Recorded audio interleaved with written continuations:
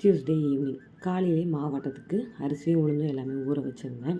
அதுக்கப்புறம் கிரைண்டரில் போடலான்னு போய் பார்த்தா, இது என்னடா நமக்கு வந்த சோதனைட்டு கிரைண்டர் சுத்தமாகவே ஓட மாட்டேன்ருச்சு. அப்புறம் என்னடான்னு பார்த்தா ஜங்ஷன் பாக்ஸில் தான் ஏதோ ஒரு ப்ராப்ளம் இருந்திருக்கு. எங்களோட கிரைண்டரோட வயர் வந்து கொஞ்சம் லென்த்து கம்மியாக தான் இருக்குது. அதனால் ஜங்ஷன் பாக்ஸ் வச்சு தான் யூஸ் பண்ணிகிட்ருக்கோம். இந்த ஜங்ஷன் பாக்ஸ் வந்து ஒரு 2 இயர்ஸ் முன்னாடி வாங்கினது. இப்போ அது செத்து போச்சு. அதுக்கப்புறம் நானும் ரொம்ப நேரம் ட்ரை பண்ணிகிட்டே இருந்தேன். சுத்தமாகவே ஒர்க் ஆக மாட்டேன்ருச்சு. அதுக்கப்புறம் இருந்த டீப்பாய் இழுத்து போட்டு ஒரு வழியாக கிரைண்டரில் அரிசியை போட்டு ஓட்ட ஆரம்பிச்சிட்டேன். வேலையெல்லாம் முடிச்சுட்டு கிச்சன் போனால் அதுக்குள்ளாடி பால் பொங்கிடுச்சு. அதுக்கப்புறம் என்னடா பண்ணுறதுன்ட்டு எல்லாத்தையும் கொஞ்சம் கொஞ்சம் அப்படியே க்ளீன் பண்ணி வச்சுட்டு பாப்பாவுக்கு பாலாற்றி கொடுத்துட்டு நானும் ஒரு காஃபியை போட்டு குடிச்சு முடிச்சுட்டு மாவு ஆட்டி முடிச்சிட்டேன். அதுக்கப்புறம் நைட்டுக்கு காலையில் வச்ச சுண்டல் புளிக்குழம்பு இருந்துச்சு.